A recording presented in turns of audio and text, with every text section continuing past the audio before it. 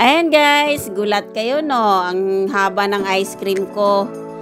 Ayan, hi, andito na ako sa tabi ng baybay or yung sa dagat.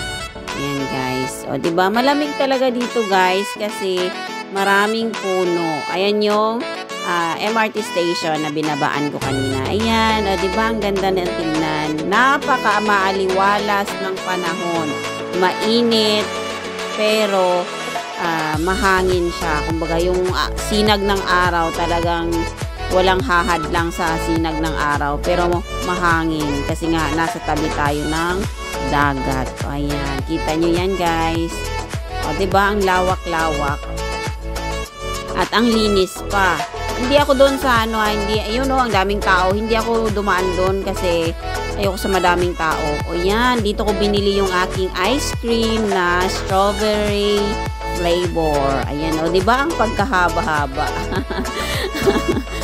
O, saan ka pa?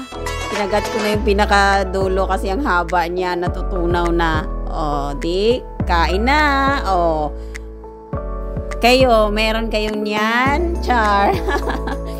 Yan, dito talaga yung binabalikan ko dito, yung ice cream. Ganyan. May iba-ibang flavor kasi ito siya, guys.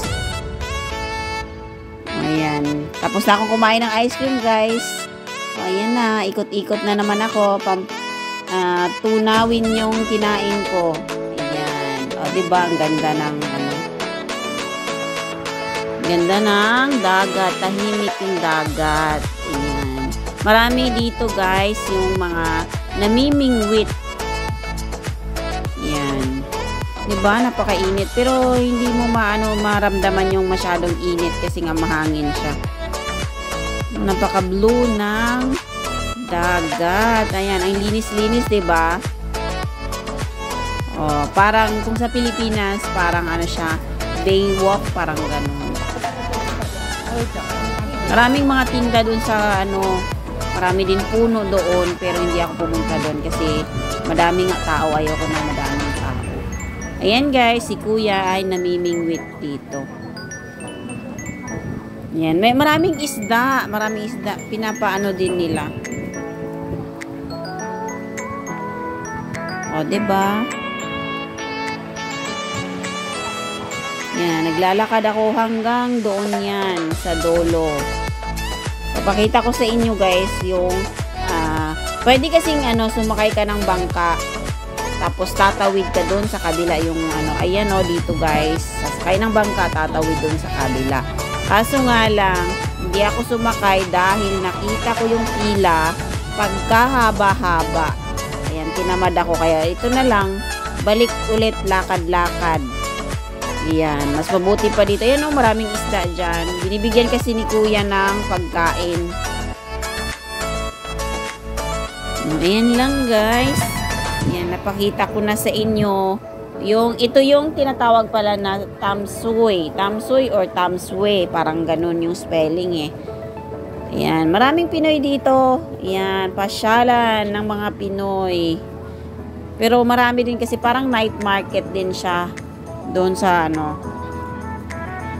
sa daanan, marami ding puno, upuan, pagkain. Ayan. Pero ako ayoko doon. Dito lang ako. Gusto kong ipakita sa inyo guys na ganito kalinis ang kanilang dagat dito. O, diba? Tahimik. Ayan. O, dito meron din yung mga maliliit na bangka. Yung parang pangisda nila na maliliit. Ayan. Yan lang, guys. Ikot-ikot lang ako. Oh, parang nandito na rin kayo, 'di ba? At least nakita nyo na ito yung hitsura. Ayan. Wala lang tayong tugtog dahil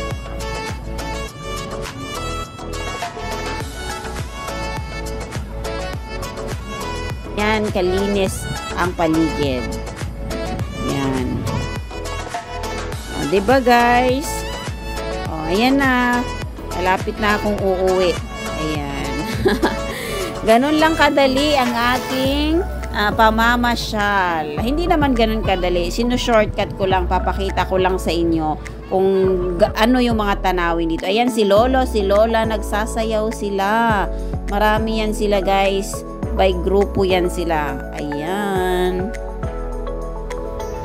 Yan, salamat sa panunood ninyo. Salamat sa inyong time. Ayan, nandito na ako sa aming area. Ayan na guys, nandito na ako. Thank you for watching and have a nice day sa ating lahat.